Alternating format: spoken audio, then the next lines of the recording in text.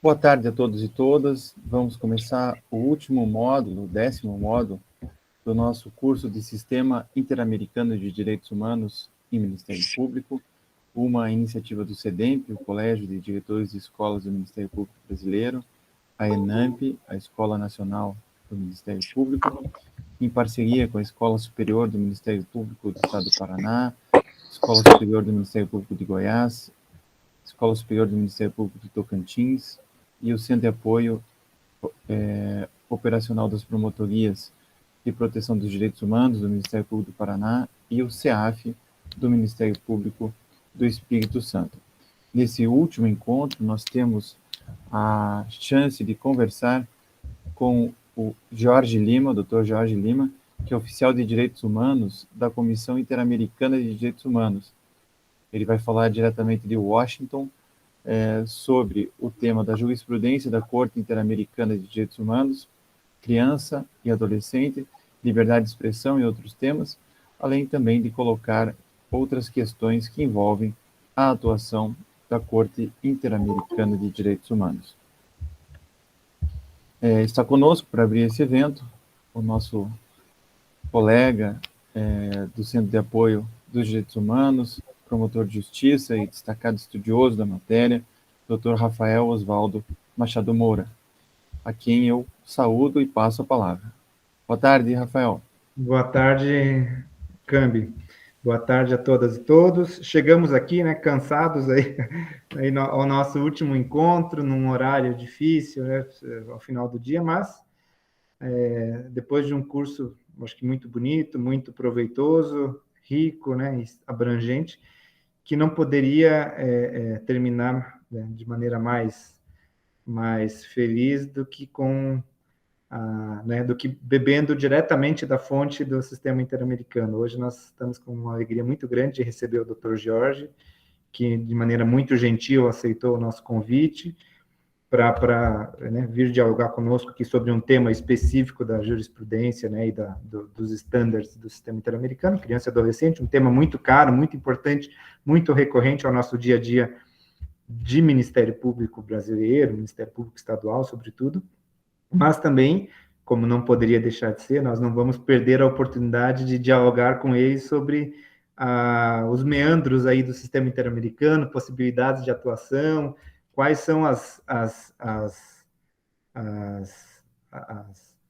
alguns caminhos que não são tão usuais, que não são tão utilizados pelas instituições brasileiras, mas que a gente pode, em os conhecendo melhor, avançar e passar a utilizá-los. Então, acho que é uma alegria, uma sorte muito grande a nossa de contar com a participação de Jorge, porque muitas vezes, quando estudamos sobre o sistema interamericano, ou na maior parte das vezes, sobretudo no Brasil, nós ouvimos muito falar de estudiosos, de pesquisadores que leem os precedentes e estudam, né, a doutrina a respeito do assunto, mas que às vezes não tem uma vivência prática tão aprofundada. Então, hoje a gente tem essa experiência, inclusive de, como eu falei, descobrir alguns caminhos que possam acelerar, tornar mais eficazes esses mecanismos interamericanos que estão à nossa disposição e que a gente pode, né, utilizá-los, que a gente pode passar a utilizar com maior frequência e de maneira mais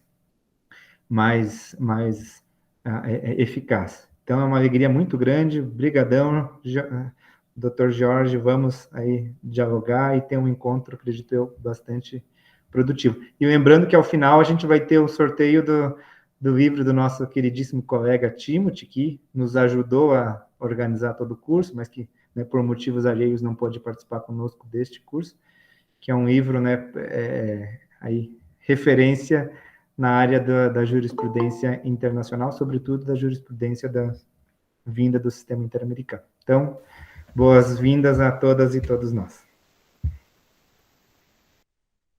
Rafael, antes do Jorge começar, dizer que a gente colocou ali o link de uma pesquisa que nós estamos fazendo para a construção do projeto político-pedagógico da Escola Superior do Ministério Público do Paraná. Se quiserem contribuir, são muito bem-vindos. Isso vai nortear a nossa política educacional para o próximo ano. Dito isso, vamos ao que interessa, que é ouvir o Jorge, que, como eu disse, está lá na Comissão Interamericana de Direitos Humanos, lá em Washington, para contribuir com o nosso curso. Seja muito bem-vindo, Jorge. Boa tarde. Muito obrigado, doutor Eduardo, doutor Rafael.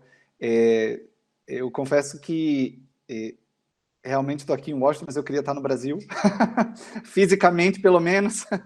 O trabalho na comissão ele é muito gratificante, mas quando a gente mora no país da gente, talvez seria mais gratificante ainda, né? Eu queria aproveitar a introdução que vocês muito gentilmente fizeram e dizer que não só é importante ter esses espaços de diálogo, né? Aqui eu estou vendo um grande número de participantes que já se conectaram aqui na sala, mas também que nesse momento a gente tem a oportunidade de fazer esse diálogo com pessoas que estão dentro da comissão, não estou falando só de mim, mas de outras pessoas que poderiam estar aqui no meu lugar fazendo participando desse mesmo diálogo, no nosso idioma, né? A gente antes estava conversando com o Rafael, que talvez há 4 anos atrás, 3 anos atrás, seria muito difícil convidar alguém que pudesse fazer esse diálogo em português, né? Então, eu acho que é preciso valorizar, ocupar também esses espaços, né? Os espaços internacionais que às vezes os brasileiros os brasileiros e as brasileiras não tinham... Perdão, eu vou abrir um parênteses. Eu tenho uma cachorrinha aqui e ela vai ser coadjuvante da minha apresentação. Ela está aqui brincando aqui atrás, mas volta e meia, quando ela escuta alguém passando no corredor, ela vai... os desafios do trabalho remoto, né? Mas o que eu ia dizendo é isso, que às vezes a gente não ocupava certos espaços e que a gente passou a ocupar, e é muito importante que a gente valorize essa ocupação, né? E que a gente possa também trazer a perspectiva brasileira para os organismos internacionais. A nossa conversa hoje, e aí eu fico... É um desafio muito grande de ser aquela pessoa que participa do diálogo no último encontro, porque a gente não quer repetir tudo que foi dito até agora, né? A gente quer ser inovador no processo e trazer algo que vocês não tenham escutado até então. E também conversando com o Dr. Rafael e com o Dr. Eduardo antes da gente iniciar a conversa, eu fui tentando fazer modificações mentais aqui na minha apresentação para ver de que forma a gente poderia ter essa conversa, e eu gostaria que fosse efetivamente uma conversa, vocês se sintam à vontade para me interromper quando quiserem, para fazer algum comentário ou fazer qualquer pergunta, mas eu gostaria que esse espaço ele seja o mais útil possível para que vocês conheçam o sistema mais a fundo. Nesse sentido, das observações que eu faço em relação ao sistema é o seguinte: muito pouco se sabe sobre um dos pilares do trabalho da comissão, né? E vocês escutaram, sem dúvida, durante todo o período do curso, vocês escutaram do sistema interamericano, né? O sistema interamericano que inclui a corte e a comissão. Mas que no âmbito da comissão, um dos seus pilares, que é o pilar de monitoramento, é muito desconhecido de quem está fora do sistema. Conhece parte desse pilar. O pilar que efetivamente se conhece e o pilar que recebe mais atenção da academia, por exemplo, das universidades, sem dúvida, é o pilar de proteção, né, que é o contencioso, onde você tem um caso em que percorreu todo o seu caminho doméstico e depois chegou ao sistema interamericano para passar pela comissão e depois chegar até a corte, né? No caso do Brasil, não todos os países da região vão cumprir todo esse caminho. Mas existe um outro pilar, que é o pilar da proteção, que pouco se conhece. Então eu gostaria de começar, antes de entrar no específico de direito criança e adolescente, que é, sem dúvida, a minha especialidade, eu gostaria de comentar um pouco sobre esse pilar de monitoramento, né? E aí, como eu disse, por favor, me interrompam sempre que vocês considerarem necessário. Bom, sem dúvida vocês viram durante o curso que as funções da comissão, elas estão previstas no... primeiro, na Carta da OEA, é uma instituição que é criada pela própria Carta da OEA. Nós vamos ter as funções estabelecidas no artigo 41 da Convenção Americana, que, nesse caso, são aplicáveis a todos os países que ratificaram a Convenção Americana, mas também funções que estão previstas no artigo 18 do Estatuto da Comissão, este que foi aprovado pela Assembleia Geral da OEA, né, da Organização dos Estados Americanos, e, nesse sentido, se aplica a todos os países da região. Não sei se isso foi discutido em algum momento aqui, mas veja que curioso. Enquanto a Corte ela só se aplica, né, a jurisdição da Corte se aplica aos países que, primeiro, ratificaram a Convenção Americana, segundo, que reconheceram a jurisdição da Corte, a atuação da Comissão se aplica a todos os 35 países da organização. Por quê? Primeiro, como eu mencionei, porque a Comissão é criada pela própria Carta da OEA. Então, para você deixar de fazer parte da Comissão, o Estado deveria denunciar a própria Organização dos Estados Americanos, né? Então já começa essa diferença entre as duas instituições a partir daí. Agora, alguns países ratificaram a Convenção Americana, outros não. Então, para alguns países a gente aplica a Convenção e para outros o que a gente vai aplicar é o artigo 18 do Estatuto que foi aprovado pela Assembleia Geral. Mas eu vou aqui citar, basicamente, as funções do artigo 41 da Convenção. Por quê? Porque o Brasil é parte da Convenção, né? Então, aqui a gente está tratando desse papel, dessa função da Comissão a partir do artigo 41 da Convenção Americana. No artigo 41, a gente vai observar o seguinte, que a principal função da Comissão, o objetivo da Comissão e aqui é muito importante mencionar isso, promover, vejam o verbo que foi escolhido quando se negociou o tratado, promover a observância e a defesa dos direitos humanos. Esse é o papel da Comissão. Quando se decidiu criar a Comissão, estabelecer o seu mandato, as suas funções, a linguagem que se optou foi naturalmente no sentido de que ela tem dois pilares. Ela tem o pilar da defesa, e a promoção dessa defesa não é defender.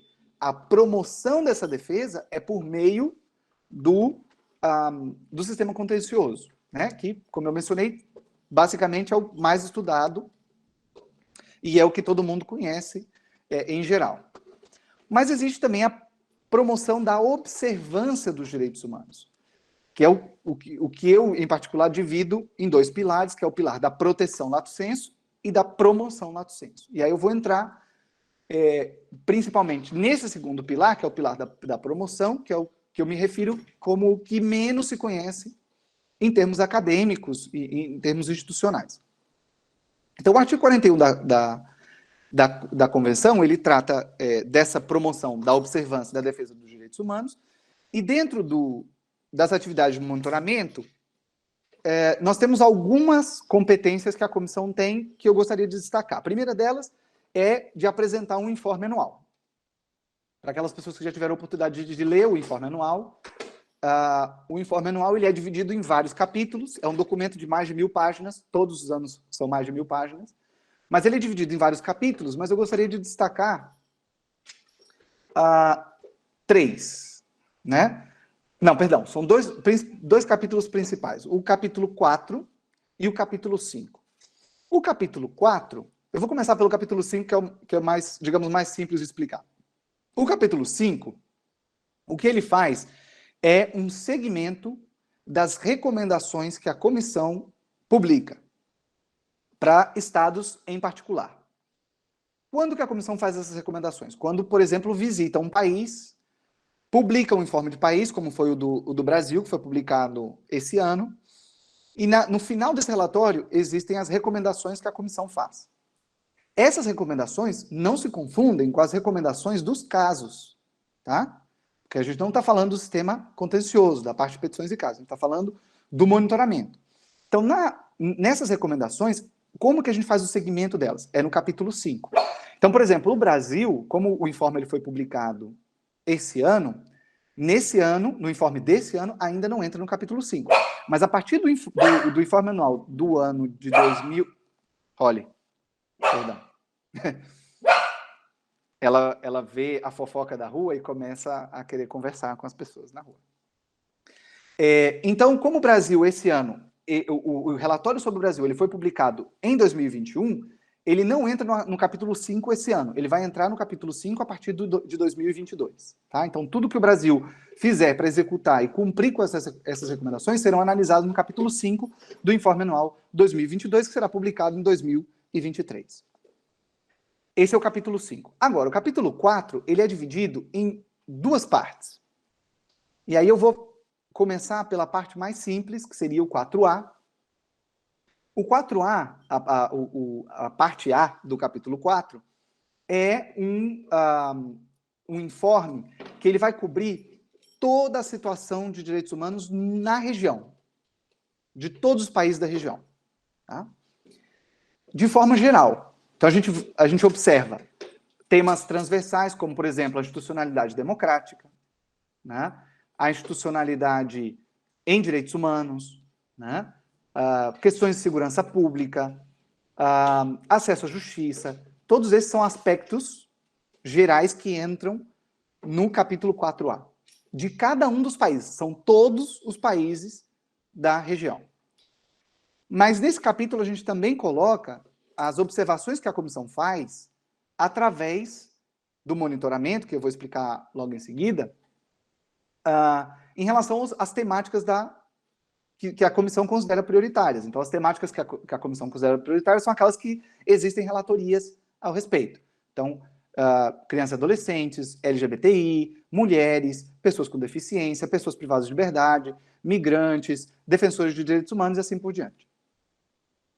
Muito bem, esse seria o 4A. O 4B, ele é um informe, uma parte do informe que a gente diz são informes especiais. Por que eles são informes especiais?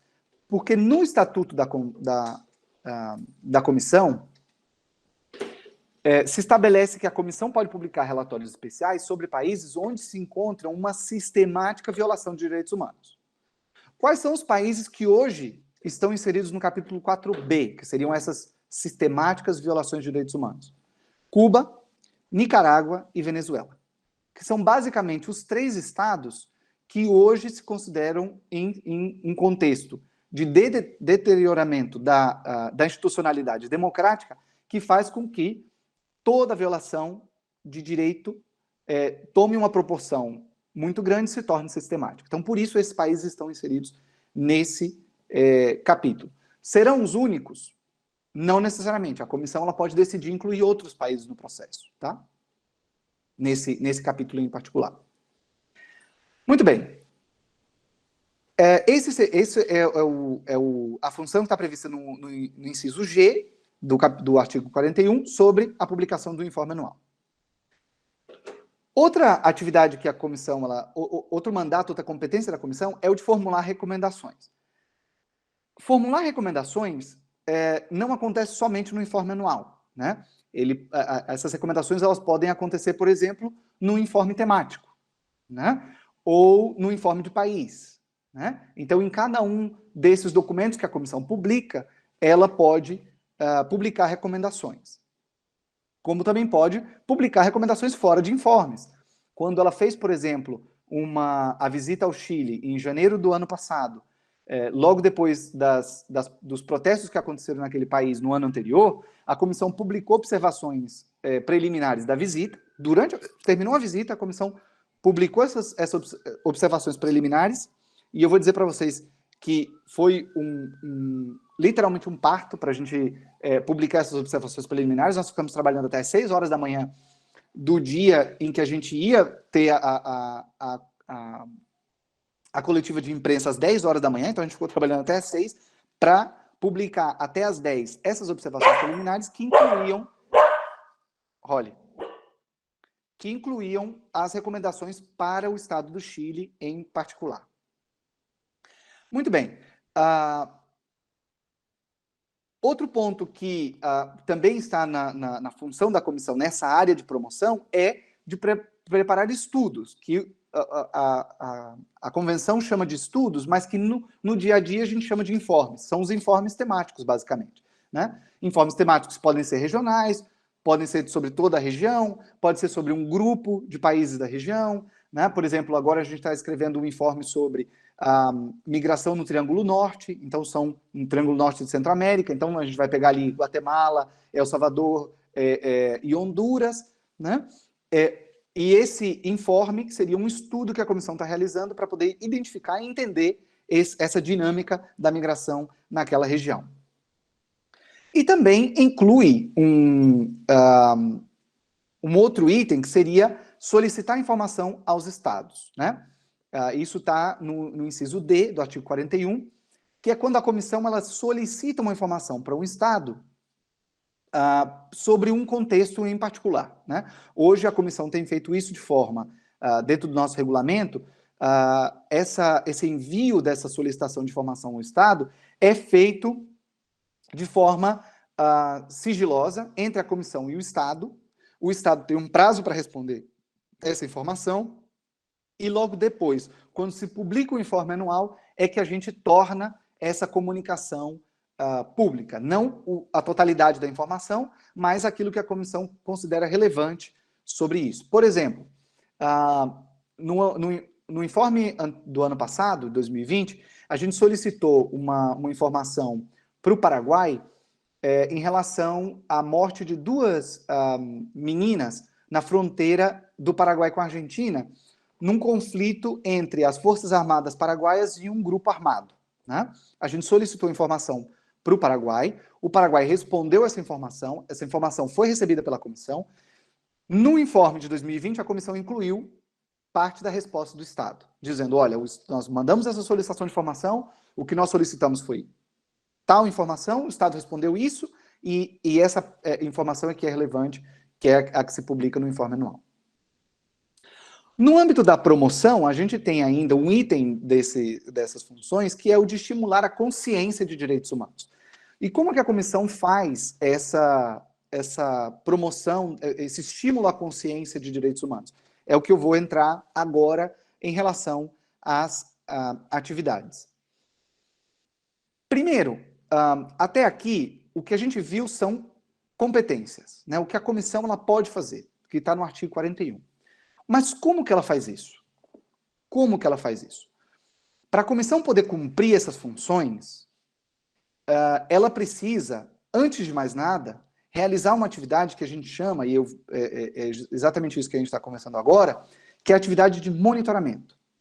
Então, para ela preparar o informe anual, para ela emitir uma recomendação, para ela preparar um estudo, para ela solicitar informação para o Estado, primeiro, ela precisa monitorar.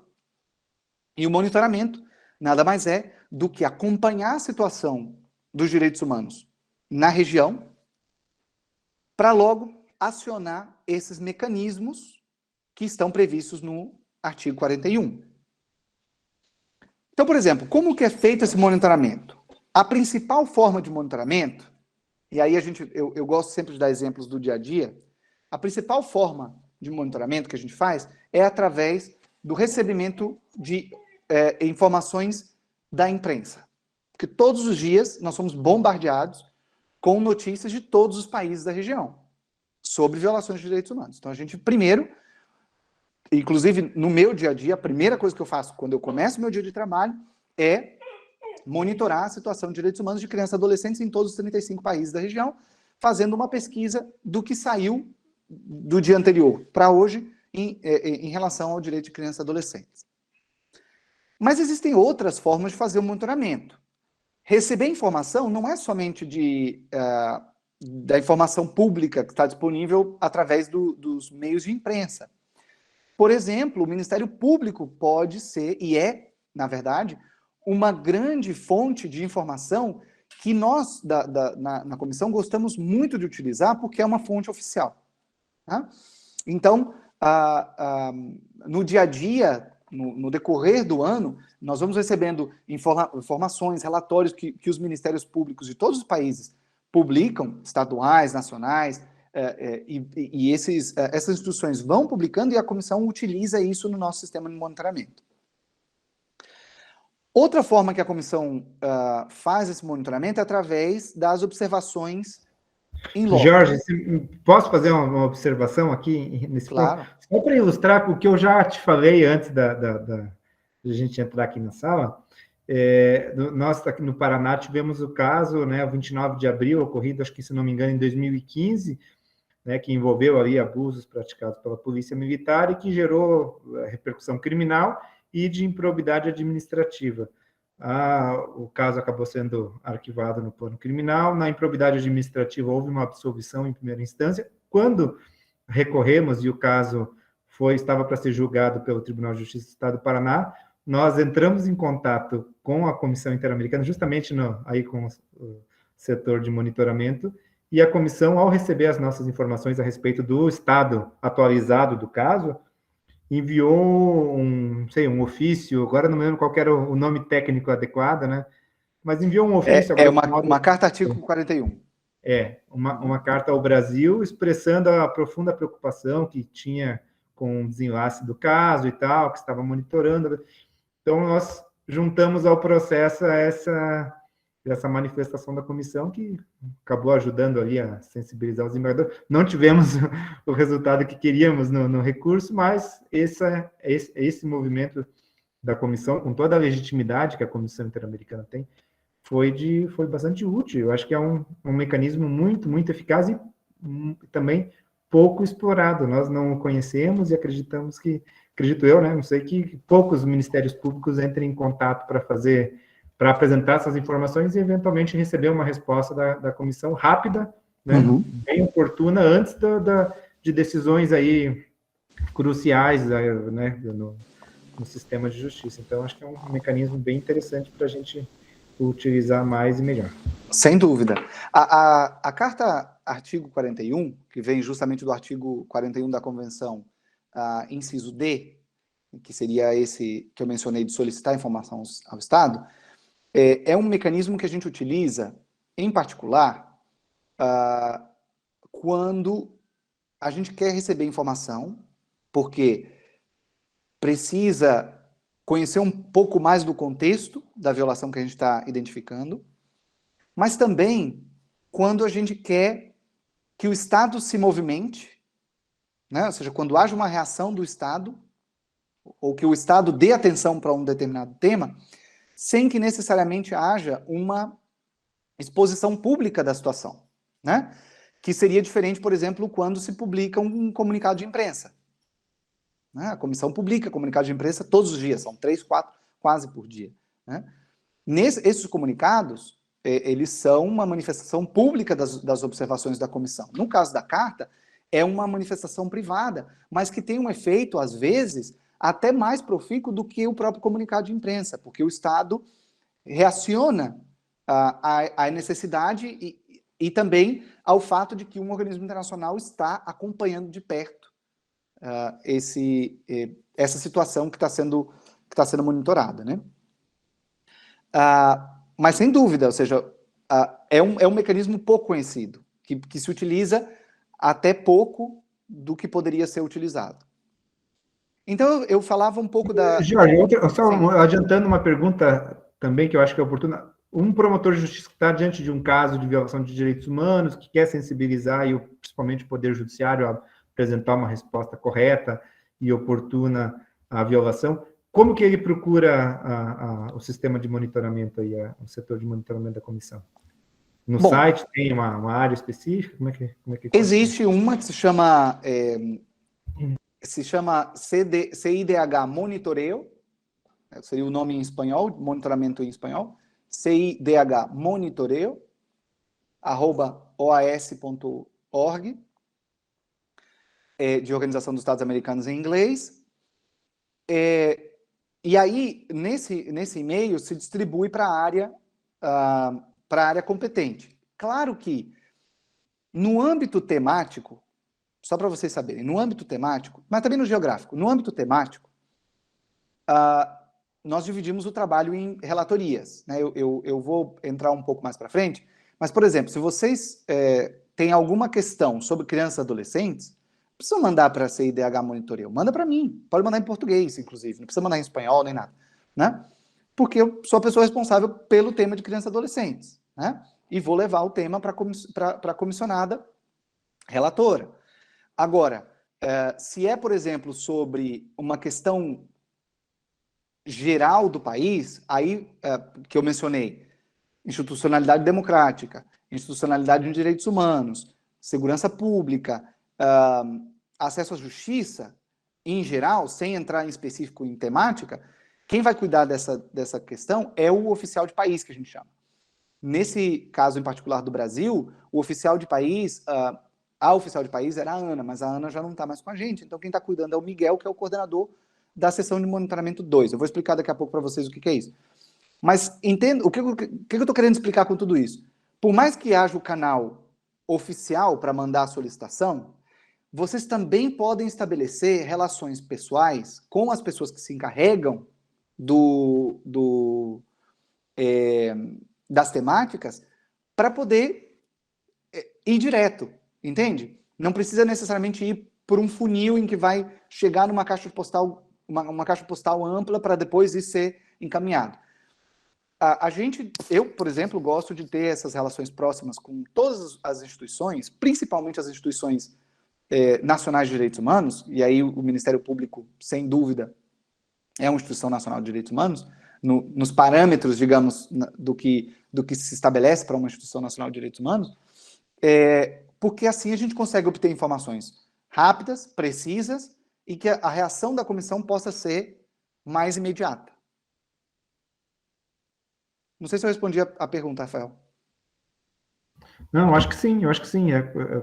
Num primeiro momento tem esse e-mail geral, e aí, à medida que as conversas forem sendo feitas, acho que vão se estabelecendo essas conexões, esses contatos, né? Acho que...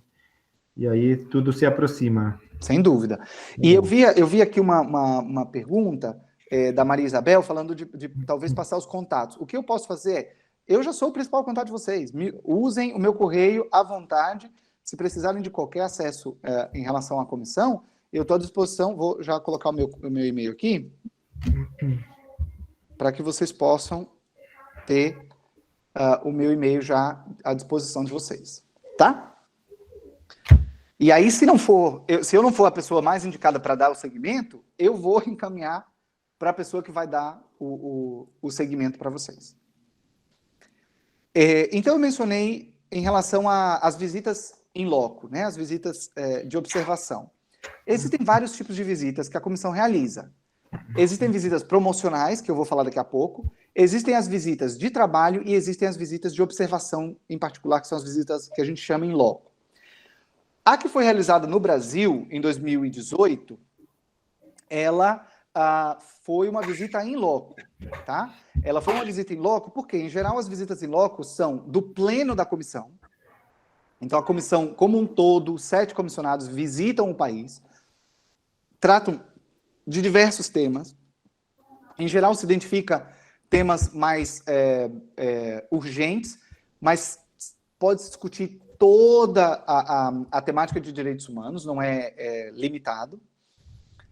E uma outra característica que é interessante é que, no caso das visitas em loco, em geral, não se visita apenas uma cidade do país, se conhece outras localidades também, né? E nas outras visitas, elas se resumem muito mais às capitais, né? E aí a gente entra no segundo tipo de visita, que é o da visita de trabalho. A visita de trabalho, ela tem um escopo mais limitado. Em geral, a visita de trabalho, ela tem como característica uma reunião de trabalho, ou um conjunto de reuniões de trabalho, em que parte da comissão, num pleno completo, se encontra com sociedade civil, ou instituições do próprio Estado, para poder discutir temas que são considerados prioritários. Então, por exemplo, em 2019, eu estive numa visita de trabalho ao Uruguai, onde a gente discutiu a proteção de meninas, então de adolescentes meninas e mulheres contra a discriminação e a violência. né? E eu tive a oportunidade, nessa visita, de me encontrar, na época, com a vice-presidente do Uruguai. Então, não é porque a visita ela é uma visita de trabalho que os encontros não vão ser de alto nível. No caso da visita em loco, em geral, as visitas são de alto nível, né? Então, por exemplo, no caso do Brasil, houve encontro com o chanceler na época, houve encontro com o presidente do STF, o ministro Dias Toffoli na época, e assim por diante. Agora, as visitas promocionais, elas têm um outro caráter.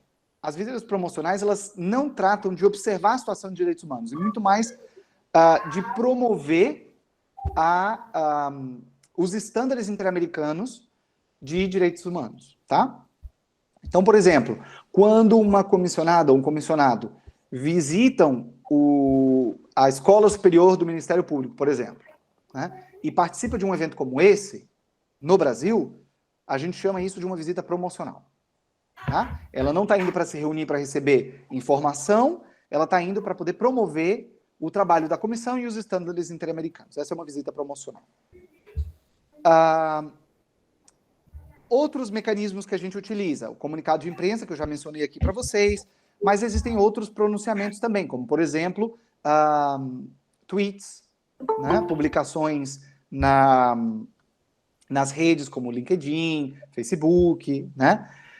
Outro mecanismo muito utilizado é o das audiências públicas, né? O próprio Ministério Público pode solicitar audiências públicas, né? Qualquer órgão pode solicitar, na verdade, qualquer pessoa pode solicitar audiências públicas para a comissão.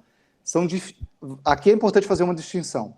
A audiência pública, ela é diferente de uma audiência de um caso, tá? Ou de uma reunião de trabalho de um caso.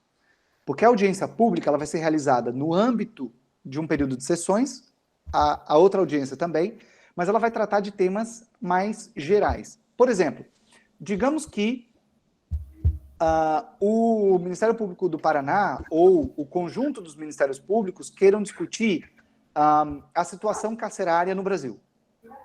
Tá? Estou dando um exemplo.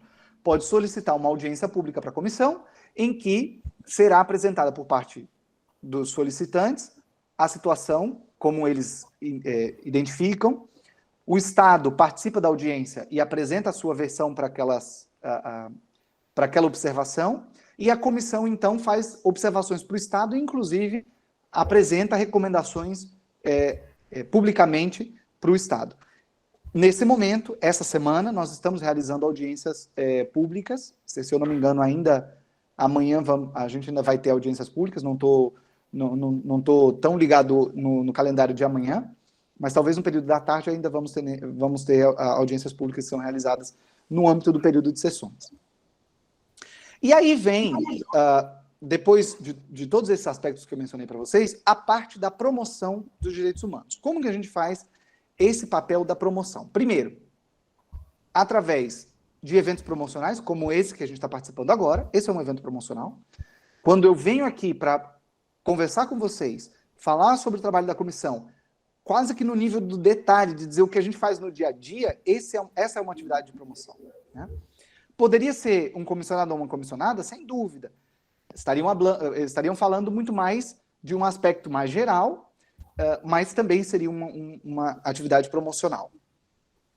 A comissão também, além de participar de cursos e capacitações, ela também organiza cursos e capacitações próprios, né? Esse ano, por exemplo, nós realizamos um curso, e aí esse curso específico estava voltado para países do Triângulo Norte,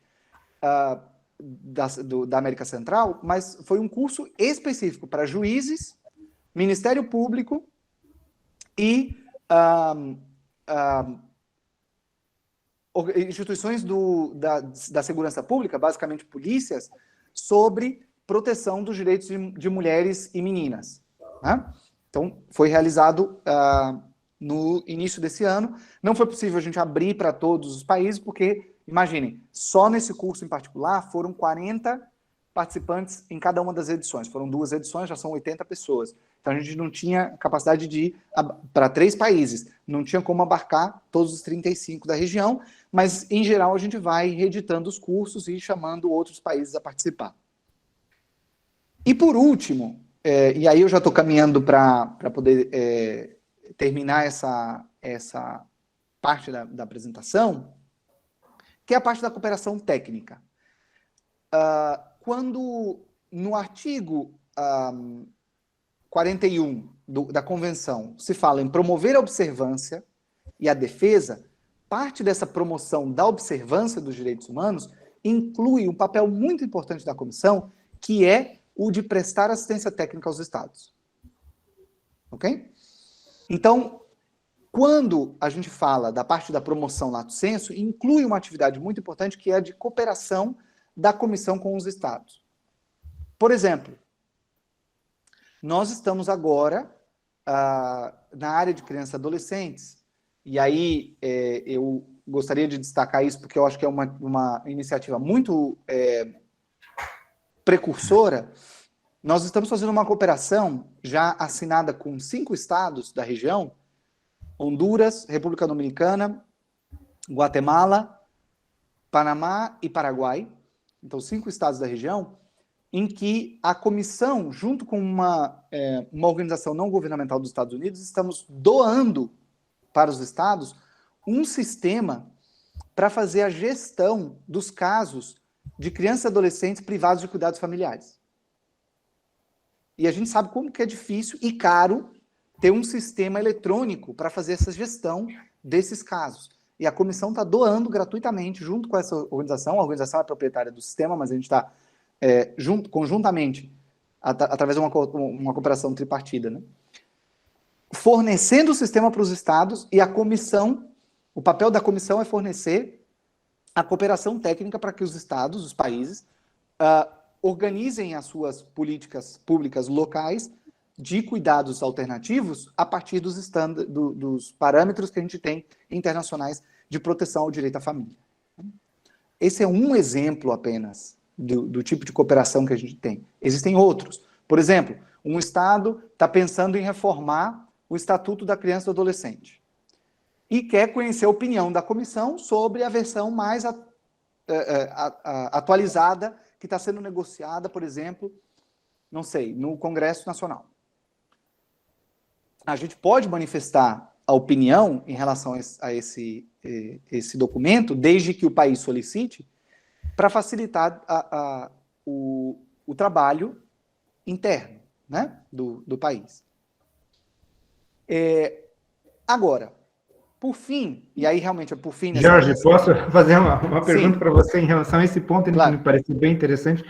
Uma instituição como o Ministério Público, que não representa o Estado, obviamente, uma instituição interna, pode manter esse diálogo para receber essa cooperação, ou tem que ser o Estado como um todo, né, com a sua legitimidade internacional para fazer esse diálogo? Não, não necessariamente precisa ser o Estado como ente de direito internacional público. A comissão ela coopera com instituições locais também, por exemplo, com universidades, com a AB. Veja, que não é apenas o Estado por meio do Ministério das Relações Exteriores, tá? É possível assinar um convênio de cooperação em que haja essa cooperação entre a comissão e a instituição. Quando a gente fala da cooperação técnica, por óbvio, a gente está falando mais de política pública no âmbito do Poder Executivo, tá? Mas, por exemplo, se há uma política implementada pelo Ministério Público, por exemplo, de atenção à criança e adolescente sem cuidados familiares, né, em que o Ministério Público atua nos processos, por exemplo, de destituição do poder familiar. Estou chutando aqui. É possível que haja uma cooperação. A gente quer conhecer a opinião da comissão sobre isso aqui. A gente pode, sem dúvida, contribuir com o trabalho dessas instituições, sim. Excelente. Tá? Obrigadão. Bom, então, eu já falei sobre toda a parte de quais são as competências que a comissão tem, quais são as atividades que a comissão executa para poder cumprir com essa atividade de monitoramento no sentido mais macro. Falei da promoção e falei da cooperação técnica. Mas como que a gente faz isso? E eu sempre gosto de terminar essa parte da apresentação ilustrando em termos práticos como que a gente divide o trabalho da comissão dentro da comissão. Porque quem olha de fora diz assim, mas peraí, eu vou entrar em contato com quem? Como que isso acontece? Parece muito abstrato, então eu gosto de trazer um pouco mais no detalhe para que vocês conheçam a estrutura da comissão. A comissão hoje, ela se divide em 2 pilares, que não deve ser nenhuma surpresa, porque se a gente está falando de 2 pilares o tempo inteiro, a estrutura da Secretaria Executiva da Comissão também se divide em 2 pilares, um de promoção e monitoramento e o outro de proteção. No de proteção, a gente tem tudo que é a parte de petições e casos, o contencioso, né? Então, todo o processo contencioso de estudo inicial, admissibilidade, mérito e depois o caso quando tramita na corte. Então, tudo isso fica nesse primeiro pilar. E no outro pilar, a gente tem o que é o monitoramento. Nesse pilar do monitoramento, a gente tem uma secretária executiva adjunta e debaixo dela nós temos 4 sessões que se encarregam desse trabalho que eu acabei de mencionar para vocês. 3 sessões de monitoramento e uma sessão de promoção, capacitação e cooperação técnica. Vou falar primeiro dessas 3 sessões aqui. Por que a gente divide 3 sessões de monitoramento? Porque é muito trabalho. É muito trabalho. Então a gente precisa dividir essa quantidade de trabalho para que as pessoas que trabalham na comissão possam executar essas funções da melhor forma possível. Então a gente divide de 2 formas. Cada sessão se encarrega de uma área geográfica e de temáticas. Monitoramento 1 se encarrega do que é América Central, México, e isso em termos geográficos. E em termos temáticos, se encarrega de pessoas defensoras de direitos humanos, pessoas idosas e falta um que agora eu não estou me lembrando, mas eu vou me lembrar. Já monitoramento 2 cuida América do Sul, que aí está incluído o Brasil, né? Além de LGBTI, pessoas com discapacidade, pessoas com deficiência, perdão, pessoas com deficiência e mulheres, certo?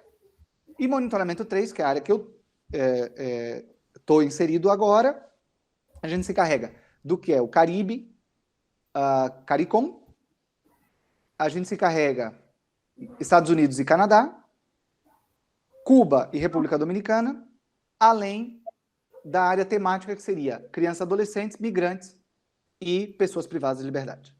Tá?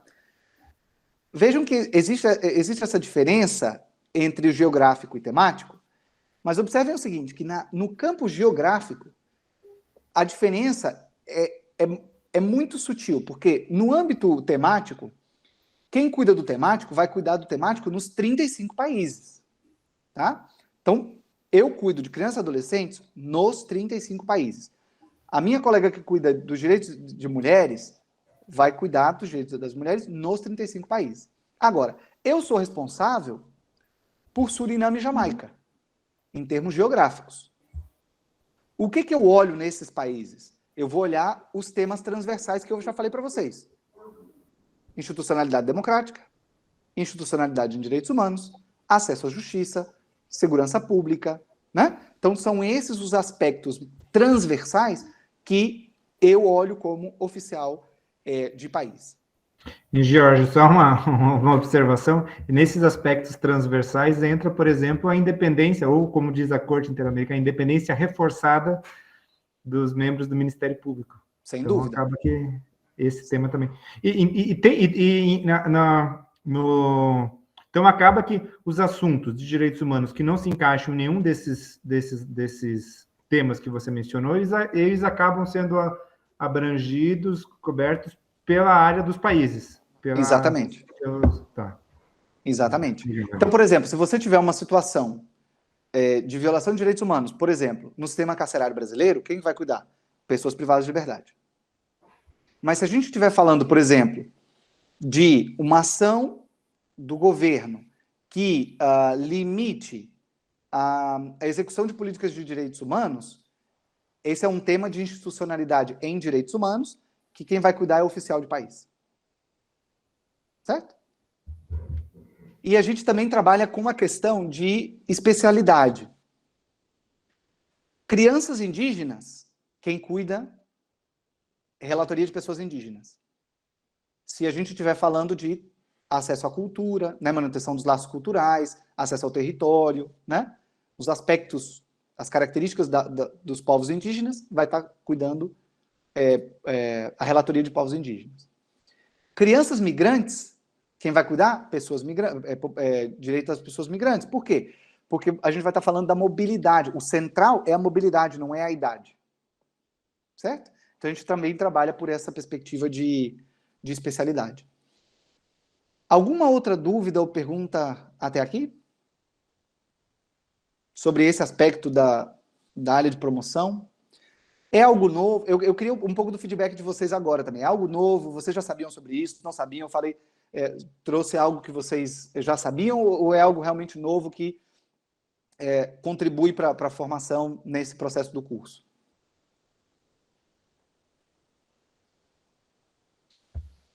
Não se acanhem.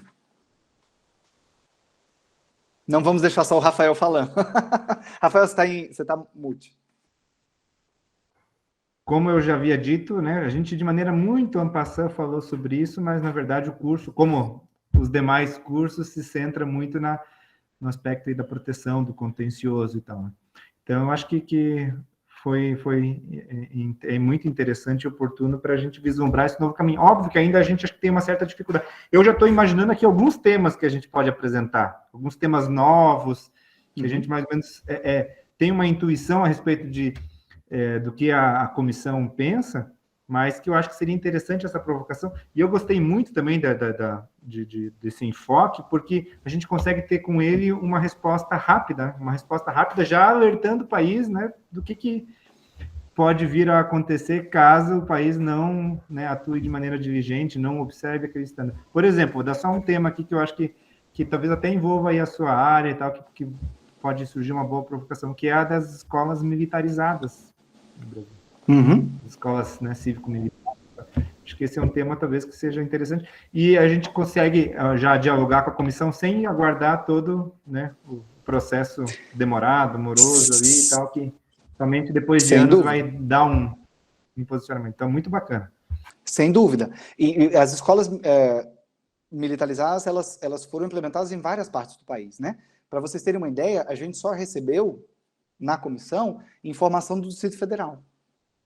Então, o que a gente recebeu foi um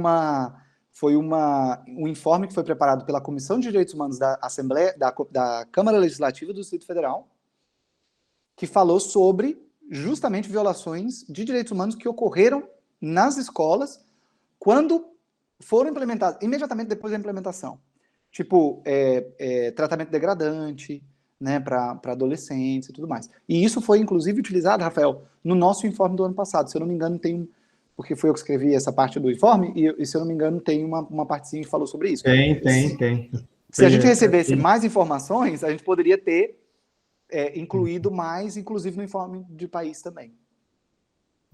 E uma outra possibilidade, que também já para a gente finalizar essa parte, para te deixar avançar, é sobre aspectos positivos, né, boas ações que os ministérios públicos já vêm instituindo, projetos, aí,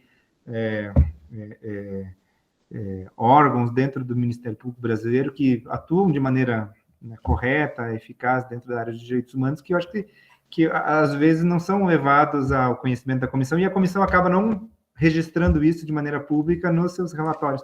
No relatório sobre o Brasil, apenas a PFDC, se não me engano, foi destacada e citada. Então, acho que é um conhecimento muito bom para a gente, muito interessante, para que a gente também consiga não apenas absorver todos os estándares e tal, mas também consiga emitir, né, divulgar, né, em nível aí das Américas as atuações dos ministérios públicos locais. Sem dúvida. Deixa eu aproveitar esse gancho que você colocou, porque eu acho que é muito importante. A comissão, ela não tem só o papel de apontar os problemas. Ela também tem o papel de apontar as coisas boas que são feitas, né? Se vocês olharem, volto a dizer, o capítulo 4A do nosso informe, depois, se vocês tiverem curiosidade, deem uma olhada no capítulo 4A, na parte que fala do Brasil. Vocês vão ver que a gente começa a sessão do Brasil falando de avanços e desafios. É a primeira parte de todas as sessões, Vocês vão ver. Primeiro a gente fala sobre os avanços, depois a gente fala sobre os desafios. O que a gente quer fazer com isso é alertar que a comissão ela não está fechando os olhos para as coisas boas que acontecem, tá? A gente olha também para as coisas boas que acontecem. Claro que depende muito da informação que a gente recebe, né? E também do impacto, né, das ações, porque, imagina, num país como o Brasil, que é um país gigantesco, num informe que a gente não pode ultrapassar, sei lá, 5 páginas, né, no caso do 4A, não posso avançar mais 5 páginas, eu preciso limitar muito o que eu vou colocar. Então tem que ser o relevante do relevante é o que eu vou poder incluir ali, né?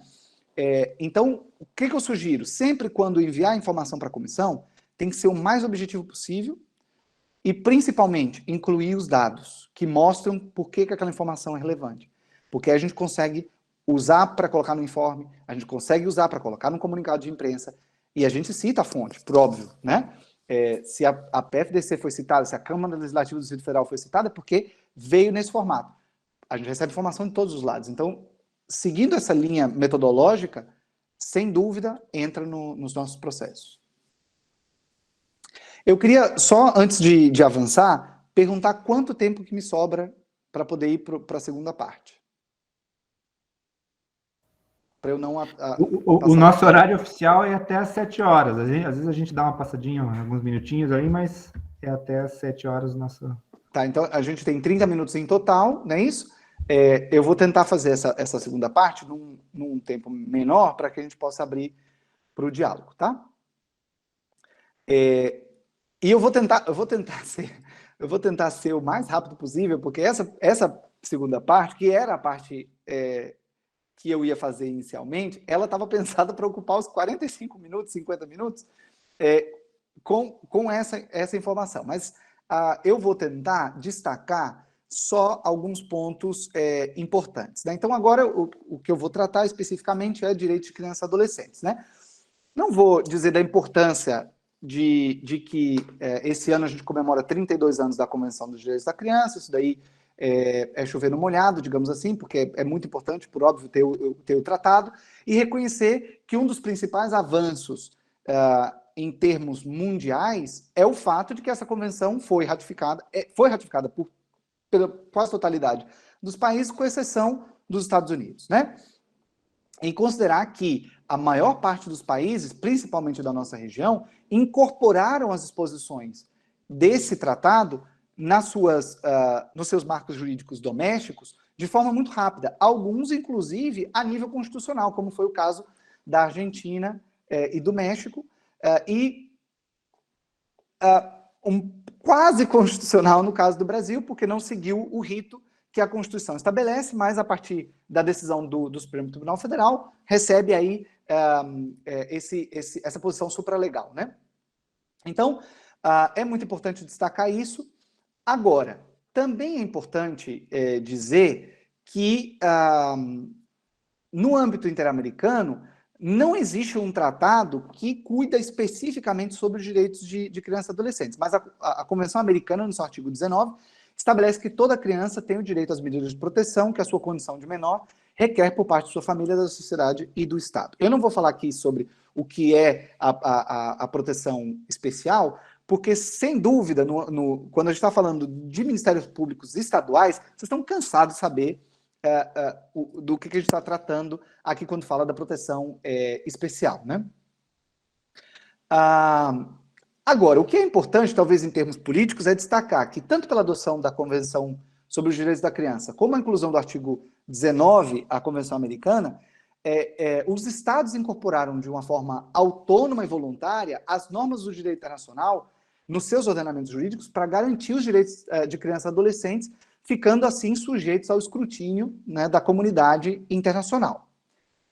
Por outro lado, é importante, talvez, argumentar que, no caso dos direitos de criança e adolescente, esse é um tema que não é um tema tão controverso como, por exemplo, direitos políticos ou direitos econômicos e sociais, né? Onde a gente sempre tem aquela preocupação dos estados de que um tratado de direitos econômicos e sociais vinculante e vai inviabilizar a administração pública, porque nós vamos ter que cumprir os direitos, mas no limite das possibilidades do Estado, enfim, né? Então, proteção de direitos de crianças e adolescentes é menos controverso, digamos, do que outros temas de direitos humanos.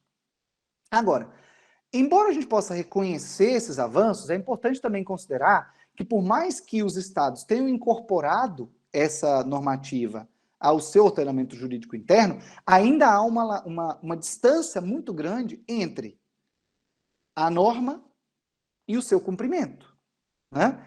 Se a gente está falando isso especificamente de crianças e adolescentes, a gente poderia falar sobre todos os direitos humanos em particular.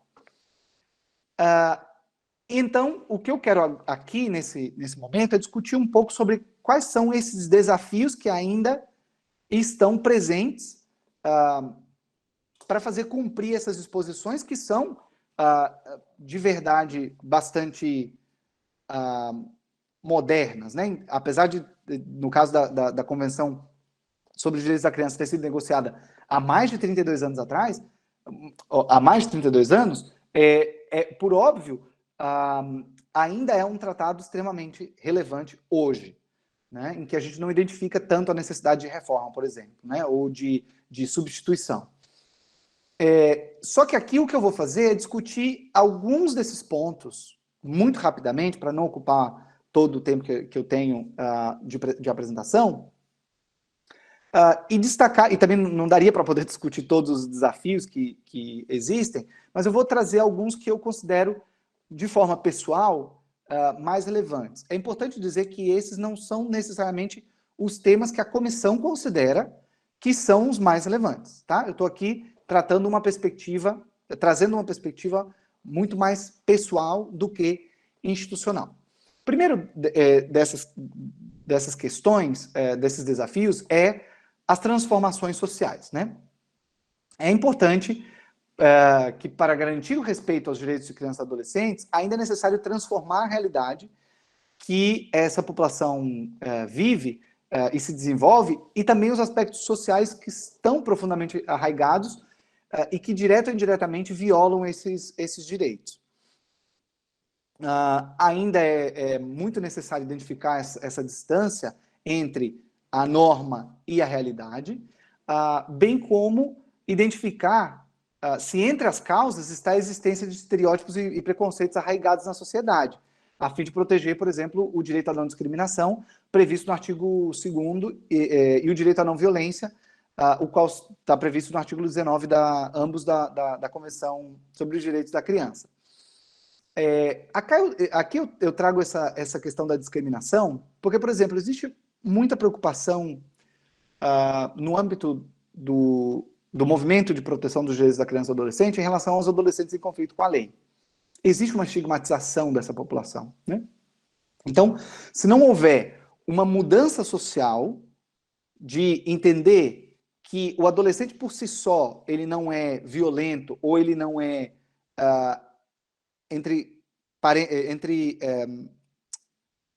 Jesus Cristo, entre aspas, infrator. Entre comillas.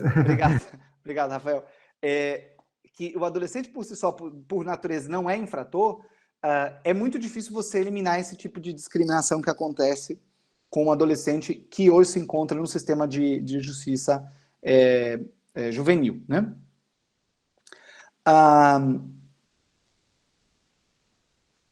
Pois bem, um outro ponto que é importante mencionar é a questão da própria violência, né? Os castigos físicos, por exemplo, ainda é um desafio enorme na nossa região. Enorme. O Brasil é um dos poucos países que aboliram todas as formas de castigo físico e degradante, a partir da aprovação da Lei Menino Bernardo, né? Mas a maior parte dos países da região mantém, inclusive, o castigo físico não só no âmbito familiar, como no âmbito escolar.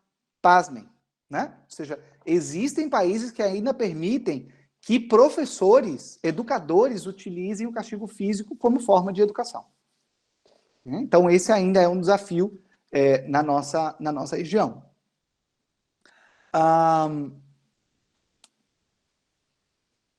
Eu estou vendo a minha apresentação e tentando saltar aquilo que aquilo que eu já falei ou que nesse momento não seria tão relevante colocar.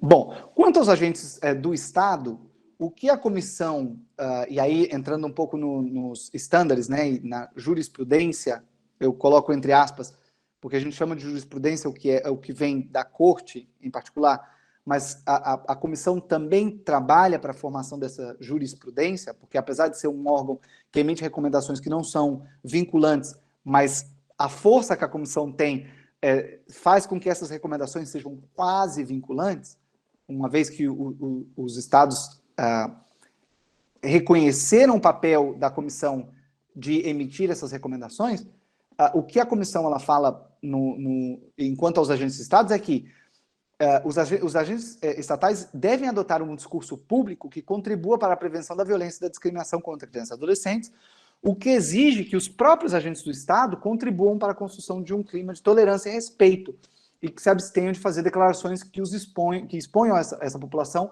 ao maior risco de atos de violência, né? E aí, aqui eu chamo a atenção, porque, por mais que a gente esteja falando de uma mudança social, né, que é necessária, mas qual que é o papel do Estado e das instituições de Estado para que essa mudança efetivamente ocorra? Né? Não pode ser só a sociedade ou uma instituição de Estado promovendo essa mudança. Todos os agentes estatais devem estar envolvidos e, por óbvio, o Ministério Público é uma das principais peças dessa engrenagem, né, de mudança social. O sistema de justiça, por óbvio, então, uma das instituições mais importantes nesse processo, porque permite, principalmente pelo reconhecimento social que tem, né? Existe uma confiança muito grande da sociedade em relação ao sistema de justiça. Outro ponto que eu gostaria de destacar é o da determinação do interesse superior de crianças e adolescentes. Eu não vou entrar no detalhe dos 3 componentes do princípio de interesse superior, porque, volto a dizer, quem aqui trabalhou com direitos de criança e adolescente sabe isso de cor e salteado, né, como dizia a minha mãe e minha professora de português na primária. Mas o que eu posso dizer para vocês é o seguinte: a gente ainda observa, desde a comissão, uma grande falha na determinação do interesse superior de crianças e adolescentes. Principalmente em 2 aspectos. O primeiro deles, como direito como direito subjetivo, como direito material. Ou seja, o próprio direito de que o interesse superior seja levado em consideração. Às vezes, o Estado, não me referindo especificamente sobre o Brasil, mas o Estado geral, simplesmente não olha ou não lembra que existe uma coisa chamada interesse superior. E que a criança tem o direito que esse interesse seja avaliado e considerado. Né? Outro aspecto que eu acho que não se utiliza, ou não se cumpre, é a parte de como uma regra de procedimento. Como um princípio jurídico interpretativo, a gente até observa e vê mais. Né? Por exemplo, nas decisões judiciais envolvendo crianças, em geral, utilizam o interesse superior para poder determinar uma melhor decisão. Mas como regra de procedimento, não. Porque a regra de procedimento diz o seguinte: o interesse superior deveria ser determinado em todo assunto que envolva o direito de uma criança. Você vai definir se a criança vai se reunir, vai ter visitas com o pai ou com a mãe, precisa determinar se aquela decisão cumpre o interesse superior. Eu tenho que determinar antes de tomar a decisão qual que é o interesse superior. É uma regra de procedimento. Vou incluir no meu procedimento. No processo de decisão, eu preciso incluir isso. E não é simplesmente dizer, eu pensei no interesse superior. Não. O Standard Interamericano diz que você é agente do Estado, né? Não estou me referindo só aos membros do Ministério Público, você é agente do estatal, você é Estado, precisa olhar esse interesse e colocar isso no papel, dizer, olha, eu olhei, determinei aqui qual é o interesse superior, eu sopesei quais são os conflitos que existem e defini que esse aqui é o interesse da criança. Né? Isso é preciso ser feito em todos os procedimentos. Por último, e aí eu quero realmente terminar com 15 minutinhos antes para a gente poder ter um espaço para debate, aí não só para perguntas, mas para que vocês também possam se manifestar em relação a tudo que a gente vem falando até agora. Eu queria mencionar o direito à participação. Tá? Quando a gente fala de determinar o interesse superior da criança, é importante incluir um componente muito importante, que é o do direito à participação. A criança ou adolescente, com base no artigo 12 da Convenção, tem o direito a participar dos assuntos que lhe afetam. Né? Quando eu estou determinando o interesse superior, nada mais justo do que incluir essa criança no processo de determinação desse interesse superior. Se eu posso dizer para vocês que ainda é um desafio que haja determinação do interesse superior, imagine incluir a criança ou o adolescente nesse processo. Né? Eu não preciso nem destacar isso, porque eu acho que vocês estão bastante cientes dessa questão. E eu vou dizer o seguinte, não é só no âmbito dos estados, na própria comissão também é assim. Quando a gente fala da participação, é importante mencionar o seguinte, dentro das recomendações que a comissão fez, ela recomendou o seguinte, que os estados devem proporcionar informação e capacitação para as crianças e adolescentes a partir de uma perspectiva adaptada para crianças e adolescentes. Né? A comissão em si mesma não faz isso. Né? Por exemplo, uma criança que queira acionar a comissão, ela não vai encontrar hoje informação adaptada para ela, para que ela possa acionar o sistema. A gente está tentando mudar isso, tá? É parte da minha responsabilidade, inclusive, caminhar para isso. Mas, hoje, se uma criança, ou uma adolescente, inclusive, um adolescente de 17 anos, que não entende nada de direito, se ele quiser hoje acionar o sistema, ele não consegue porque o sistema não está adaptado para ele. Tá? Mas não apenas isso. Então, não é apenas a participação. É esse caráter também de receber informação. Onde está a informação adaptada? Onde está a informação acessível para essa criança ou adolescente? Então, é importante a gente considerar que a participação é ainda um desafio, talvez, na minha opinião, é um dos maiores desafios que a gente tem até hoje. Claro que a gente pode falar de outros. Justiça penal, juvenil, adolescente, a gente pode falar violência sexual, a gente pode falar de trabalho infantil, a gente pode falar de vários. Mas, em todos esses, você olha no Estado e você vai ver política pública que ataca esses problemas. Pode ser a melhor ou pode ser a pior política pública, mas você encontra política pública nesse sentido. Agora, em relação à participação, são raríssimos os casos que você vai encontrar de participação direta de crianças e adolescentes nesse processo. Muito bem, então, são esses os pontos que eu queria mencionar. Aqui, principalmente em relação aos direitos de crianças e adolescentes. É importante considerar que a comissão tem trabalhado para poder mudar essa realidade.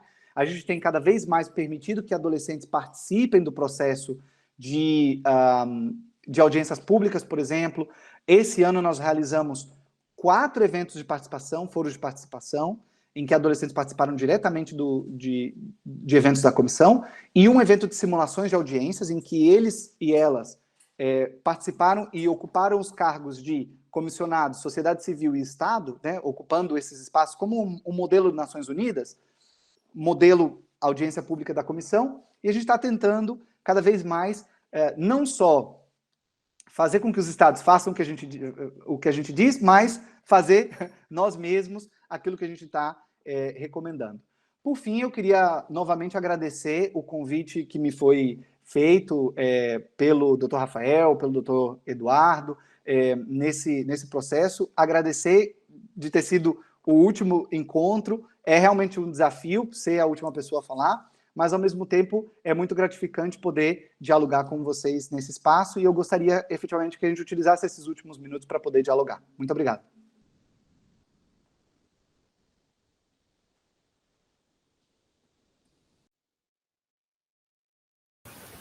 Bom, Rafael, as perguntas, chegaram algumas perguntas? Ou eu acho que tem alguns, deixa eu ver aqui, comentários aqui da Eliana Volcato Nunes, né, sobre os castigos físicos, que são ainda muito recorrentes na nossa sociedade.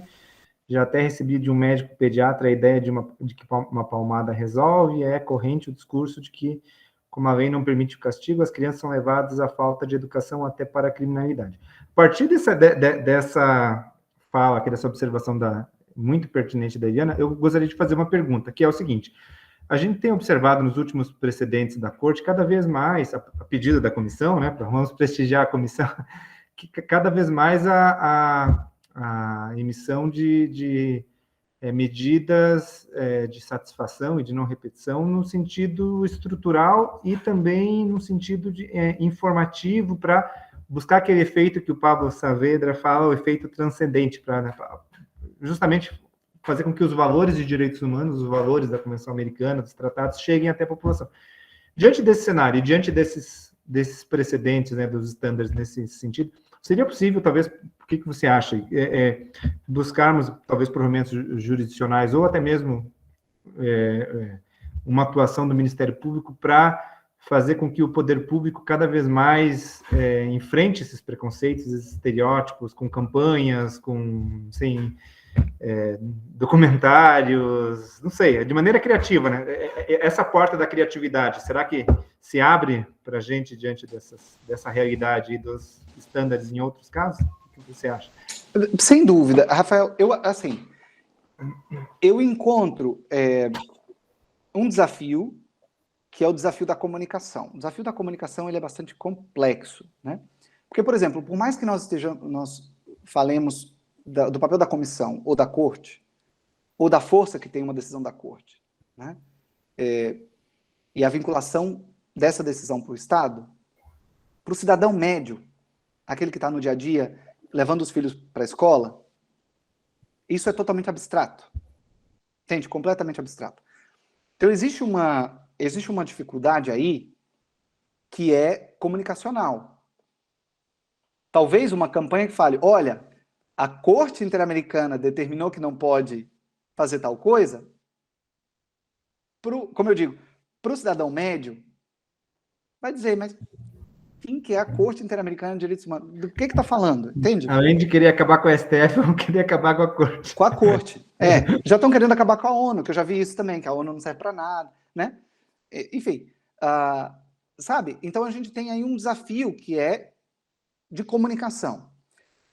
Quando, agora, o que sim serve para poder avançar em relação a isso é o seguinte: quando você tem a Corte decidindo algo, como no caso Maria da Penha, depois o Estado adota uma lei, e depois o Estado utiliza isso interno de uma forma tão forte, tão consolidada, para dizer, olha, que se torna uma das leis mais conhecidas no país, aí você vê o fluxo de cima para baixo, né? Você consegue identificar isso. Ou, por exemplo, quando aconteceu agora na Costa Rica, que a Corte decidiu sobre a questão do casamento entre pessoas do mesmo sexo, e a Corte na Costa Rica modificou o entendimento para poder permitir, naquele país, essas uniões. Então, quer dizer, você consegue visualizar esse caminho, mas em termos de comunicação, quando você tem o efeito doméstico, é o que você mais pode utilizar para poder chegar no cidadão. Eu digo médio, mas não querendo menosprezar o cidadão médio. Eu estou querendo dizer o seguinte: essa pessoa que está preocupada em sair para trabalhar, em ganhar o pão de cada dia, trazer comida para a família, como que eu vou convencer essa pessoa de que eu não posso utilizar do castigo físico para educar os meus filhos? Entende? Eu não sei se eu estou explicando bem o meu raciocínio. É um desafio. Não basta ter o argumento de autoridade, a gente tem que traduzir isso para valores, né? E persuadir, né? Dialogar com as pessoas. A gente está falando muito em diálogos aqui, mas esse diálogo tem que estar aberto com a sociedade, né? Exatamente.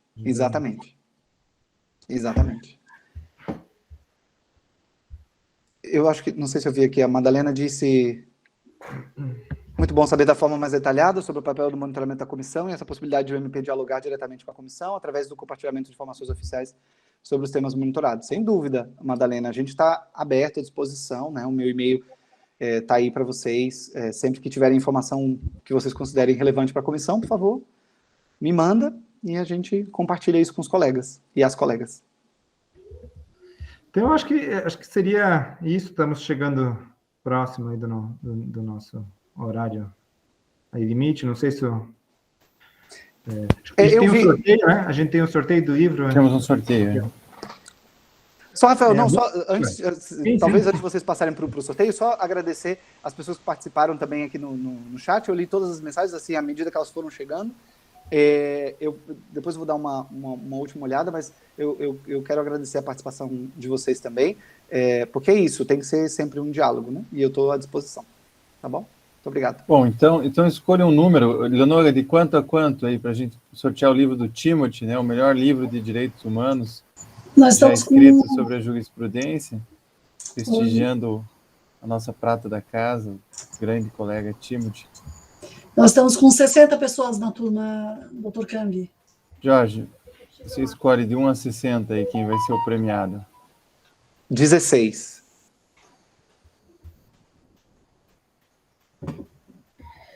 Enquanto a Leonora vai fazendo a conferência aí, eu quero aproveitar o tempo para agradecer muitíssimo aí o Jorge pela gentileza em aceitar o nosso convite, por essa aula tão rica, né, que trabalhou com os meandros, com os detalhes que muitas vezes foge, né, que na maior parte das vezes foge ao nosso conhecimento. Então, acho que foi muito rica essa aula, ótima, né, a aula, como o pessoal está colocando aqui, né? E muito obrigado também pela ponte que você construiu aí na nossa direção, abrindo essa possibilidade de um intercâmbio mais próximo.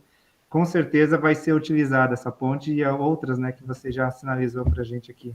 Então, muitíssimo obrigado pela gentileza e pela sua participação. Gente. Eu que agradeço. Carolina Ramos Sodré, doutor Cambi. E vamos ter que fazer uma CPI para investigar. Gente, tá muito estranho isso. Eu não conheço a Carolina, hein? Pessoal, e agora? Eu não conheço a Carolina. Foi totalmente... É verdade, Jorge, nem nos conhecemos. Parabéns, legal, Carolina, parabéns. pelo livro. Obrigada, queridos. Obrigada, Jorge, pela aula. Foi muito bom, viu? Um abraço a todos. Eu quero aproveitar também para agradecer ao Jorge e a todos os professores que lecionaram nesse curso, todos gratuitamente contribuíram aqui com o seu saber para a construção desse movimento do Ministério Público em prol da defesa dos direitos humanos por intermédio do conhecimento do Sistema Interamericano de Direitos Humanos. Dizer que foi um sucesso, tivemos uma presença enorme de colegas, de servidores, de interessados. Esse material está disponível no canal do YouTube da Escola Superior do Ministério Público do Paraná. Então, para vocês reverem as 10 aulas, estão todas lá. E faço um convite, tem um link aqui para vocês contribuírem para a construção do projeto político-pedagógico da escola e quem sabe a gente possa introduzir outros temas de direitos humanos na programação nos próximos anos. Agradecer especialmente ao Rafael e ao CAOP de Direitos Humanos, na pessoa do Dr. Olímpio de Sá Sotomayor Neto, e a todos os parceiros aqui, o CEDEMP, a ENAMP, a Associação Paranense do Ministério Público, a FEMPAR, o CEAF do Espírito Santo, a Escola Superior do Ministério Público de Goiás e de Tocantins. Dizer que nós vamos construir, ao construir o planejamento de 2022, a nossa ideia é que temas como esse voltem à pauta e pessoas como o Jorge e outros protagonistas aí da cena dos direitos humanos possam dialogar conosco. Obrigado mais uma vez. Rafael, você está sem microfone, Rafael. Quebrando o protocolo, Cambi, te agradecer aqui em público, né, pela você, a equipe, a Leonora, pedir desculpas a Leonora pelos meus atrasos, pelos meus atrapalhos, a Andréia também, vocês são ótimas, e dizer assim que o doutor Eduardo Cambi é a nossa referência aí na área de produção e difusão do conhecimento, não apenas pelo que ele produz, mas pelas portas e espaços que ele abre para todas e todos nós. Então, muito obrigado pelo espaço que a escola nos concedeu para produzir todo esse curso. Bom, é isso aí. Vamos fortalecer o Ministério Público Brasileiro e a temática dos direitos humanos está na nossa pauta. Obrigado por estarem conosco e até a próxima. Tchau, tchau. Tchau, um abraço. Obrigado aí, Jorge, mais uma vez. Tchau.